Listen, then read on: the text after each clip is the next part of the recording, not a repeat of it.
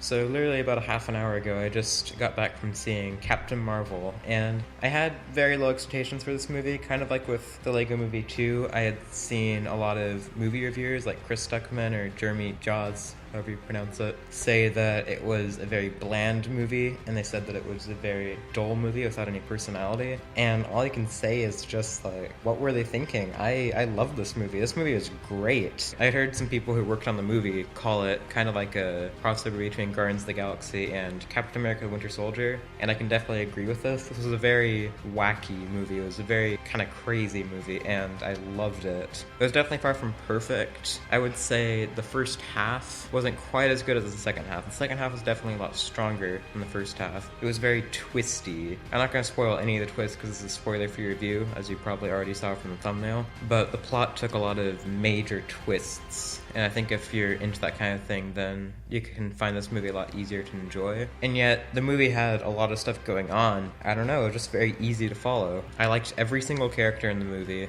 I heard some people say that Carol Danvers wasn't the best character and that she was very bland, and I will say, she's definitely far from the best character. I'll get back to the side characters later, but I still thought that Brie Larson actually did a pretty good job. I had seen the trailers and I kind of thought that, I know that Brie Larson is a good actor, but I thought that she would just be completely miscast, but she did actually a really good job playing Captain Marvel. I really liked every single side character, particularly Samuel L. Jackson. I always love Samuel L. Jackson. He's great in pretty much every single movie that I've seen. In this movie, Samuel L. Jackson was still Nick Fury, but he felt so much younger. They still did new stuff with him, and he was hilarious. He brought some of the best comedy to this movie. And this movie had some great comedy. I also really liked the best friend to Carol. I forgot exactly what her name is. I'm gonna look up her name now. Okay, I just googled it, and it says that her friend's name was Maria Rambeau? I'm not exactly sure, but she was great. Her performance was just incredible. Like, it felt so real, it felt so convincing. You can really feel the emotion they get from this character. This movie had such great character work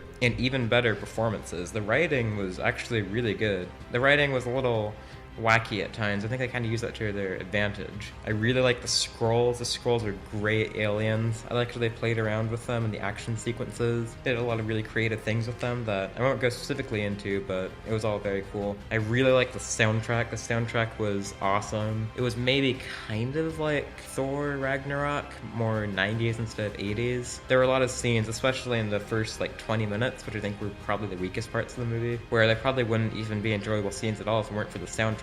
The visuals were great. It's not the most visually amazing movie I've ever seen in Phase 3, since there has been some amazing ones, but the visuals are still great. The cinematography and direction really added so much to the movie. It made it so much more enjoyable just to look at. Of course, I cannot review Captain Marvel at all without talking about the cat. The cat is hilarious. You've probably heard this a million times in other reviews if you've seen other reviews, but the cat is one of the best characters. The cat and Nick Fury need their own solo movie. I would pay so much money just to watch an entire movie of just the cat and Nick Fury. That's how amazing they are. So overall, Captain Marvel was a wacky space Earth adventure that I really enjoyed. I don't really understand what so many people had against this movie, but it's definitely worth seeing, especially for comic book fans, and I'm going to give it an 8 out of 10.